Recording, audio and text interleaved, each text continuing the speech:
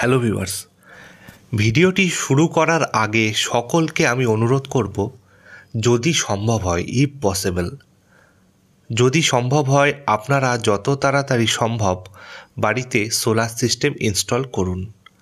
এর কারণটা এই ভিডিওটায় বিস্তারিতভাবে বলবো।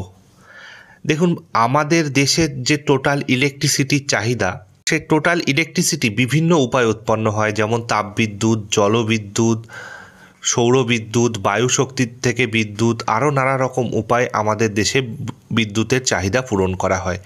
কিন্তু টোটাল যে বিদ্যুতের চাহিদা তার 75% আসে তাপবিদ্যুৎ থেকে, অর্থাৎ কয়লা পুড়িয়ে তাপবিদ্যুৎ তৈরি করা হয়। সেই তাপবিদ্যুৎ থেকে আমাদের দেশের চাহিদার 75% আসে। আর আমাদের দেশে যে কয়লা ব্যবহার করা হয়, উৎকৃষ্ট মানের কয়লা কিন্তু তাপবিদ্যুতের জন্য লাগে, আমরা সবাই জানি। সেই উৎকৃষ্ট মানের কয়লা কিন্তু আমাদের দেশে বেশিরভাগটাই আমদানি করা হয়। কিন্তু বর্তমানে রাশিয়া ইউক্রেন যুদ্ধের ফলে পরিস্থিতি একদম পরিবর্তন হয়ে গেছে। বিভিন্ন জিনিস যেগুলো ইম্পোর্ট করা হতো বিদেশ থেকে, দেখা যাচ্ছে অনেক কমে যাচ্ছে তাদের পরিমাণ।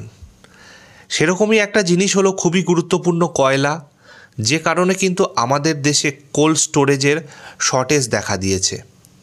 আর ঠিক এই কারণেই বিভিন্ন তাপবিদ্যুৎ কেন্দ্রে যে প্রোডাকশান হওয়া উচিত, যে পরিমাণ বিদ্যুৎ, সে পরিমাণ বিদ্যুৎ কিন্তু উৎপন্ন হতে পারছে না।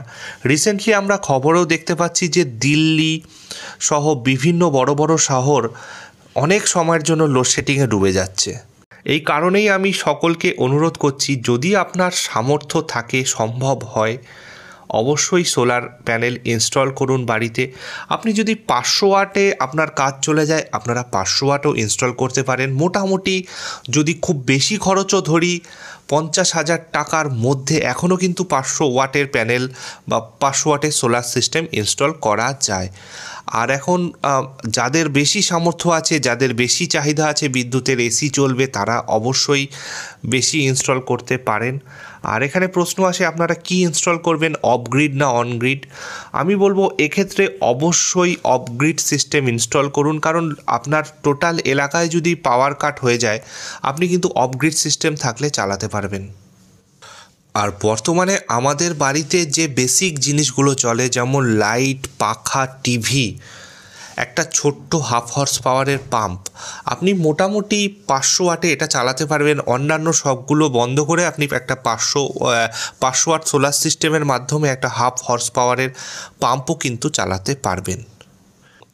আর আপনি যখন সোলার সিস্টেম লাগাচ্ছেন, অবশ্যই এমপিপিটি চার্জ কন্ট্রোলার ইউজ করুন।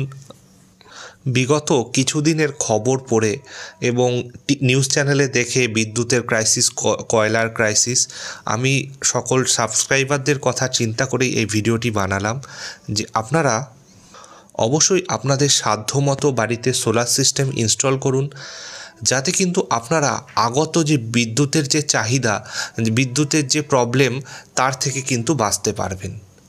ধন্যবাদ।